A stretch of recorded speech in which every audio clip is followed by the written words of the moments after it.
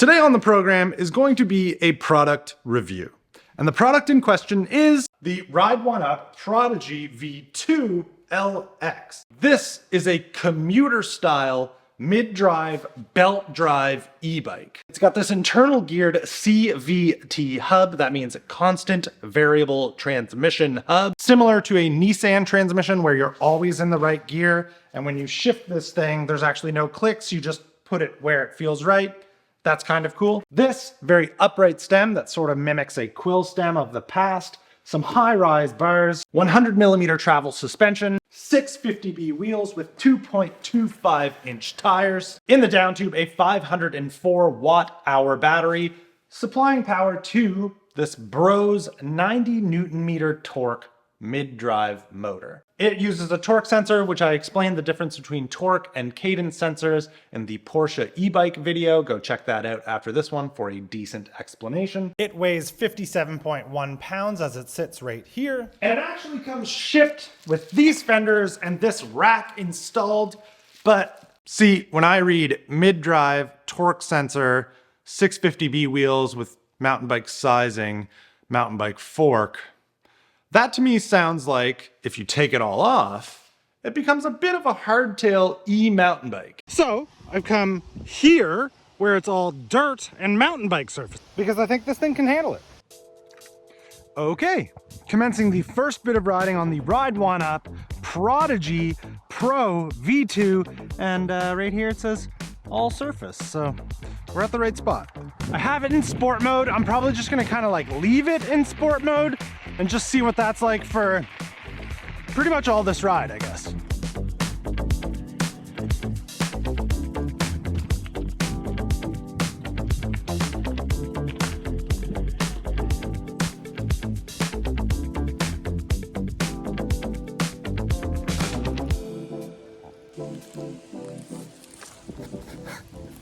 It was completely my intention to discuss my expectations of this internal geared hub, mostly because in my experience of like working on them at shops, riding them after working on them, I've kind of had a negative view of them. I just find it feels when you shift an internal gear hub, the pedaling doesn't like necessarily get easier. It just feels like the cadence gets higher, but the drag and how easy it is to get the bike to climb up a hill doesn't seem to change. I don't really know how to explain that in a way that makes sense. It's just kind of the sensation I get out of internal gear hubs, and therefore I've not had a lot of interest in them. But with the added 90 Newton meters of torque from this Bros mid-drive motor, it works pretty good. Works pretty good. Got up the mountain with ease, legs not burning, plenty easy enough to pedal. So I'm kind of impressed that way, and it's a really good sign that if you're like riding in a city, it's plenty of gear range with it on sport mode. This thing's a little bouncy. It's got too much rebound for, well, anybody, but this is working great. We're gonna go down the flow trail here now. I feel like this bike is gonna handle it without issue, even with that bouncy fork. And then we'll come back up. All right. All right, flow trail. Flow trail runs. A little harder gear. Whoa.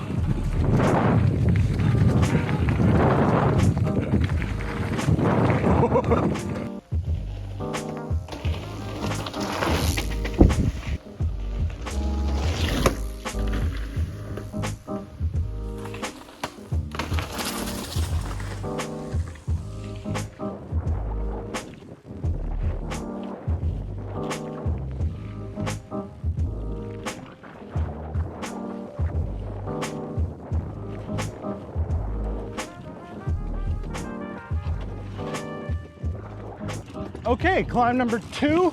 It was 2:32 p.m. at the bottom of the mountain before I started climbing up here. We're about not even an eighth of the way up right now. I kind of just want to see what the time is to get all the way to the top in sport mode, easiest gear on the internal gear hub.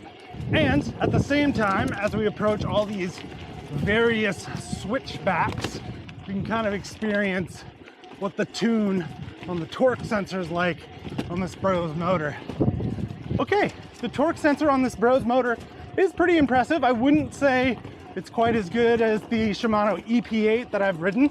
But if I had never ridden the Shimano one at all, this one would probably blow my mind a little bit. But overall, this is pulling me up the hill pretty great.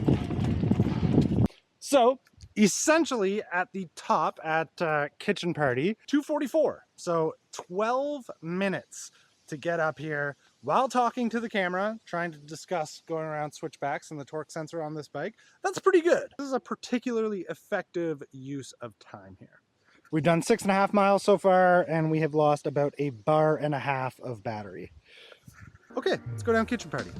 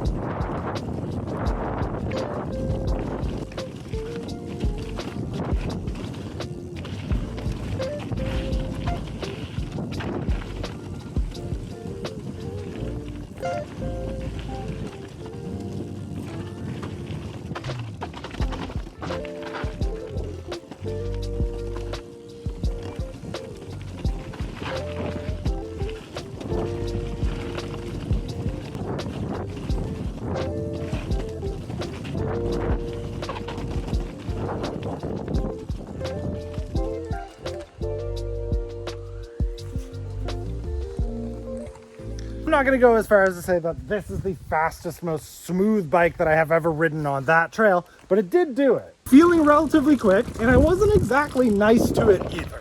If this thing just had a beefier fork with a better damper, maybe a shorter stem, wider bars, man, it would just eat this all up. As a matter of fact, I'm probably going to do that stuff to it, but we're here now with the way it's set up, basically stock, no fenders. I guess we'll just keep going to the top. Jumps? Maybe we try some jumps, I guess?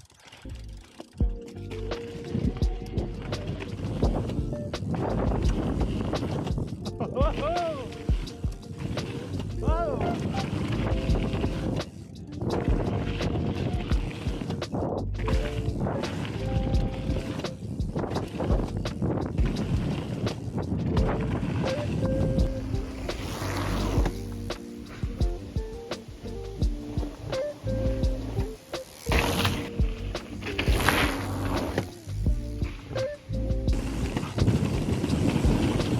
The big one! Oh!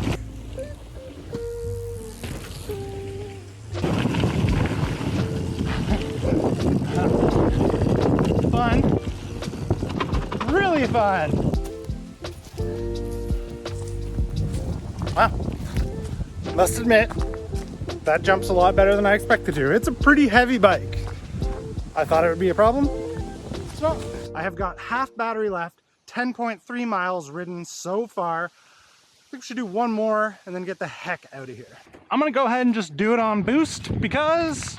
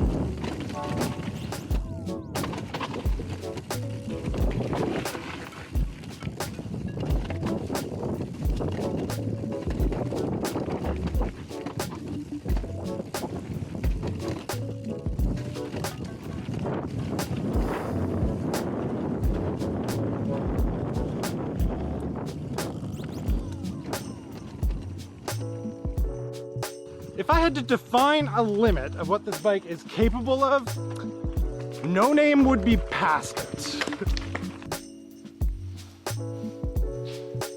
So, believe me, I know that it's like a little bit weird that I decided to take this, which is intended to be more of a commuter style bike, to a bike park. But honestly, for what it could handle at the bike park, it will absolutely crush any commute that anybody is going to be riding. It's like complete overkill for a commuter. And honestly, I think it would have just been kind of boring to like ride it around the city and not push its limits. In the end, riding this thing like an E-MTB, I got like 13.5 miles out of it, still had a bar and a half of battery left, and it stayed fully together happily over those really chunky trails. If I just stayed on the flow trail, it would have been absolutely fine. Taking it on some of the black diamonds is a little, you know, maybe a little much for how this thing is spec'd, but I'm thinking it'd be really, really fun to, like I mentioned in the video, to throw a different stem and bar on this, different fork, see how it really handles being a full-on e-mountain bike, because the look is there, the parts are there, I'm pretty sure it has a tapered head too. I think that'll be a future video. Make sure that you subscribe to see that happen. It's gonna be fun.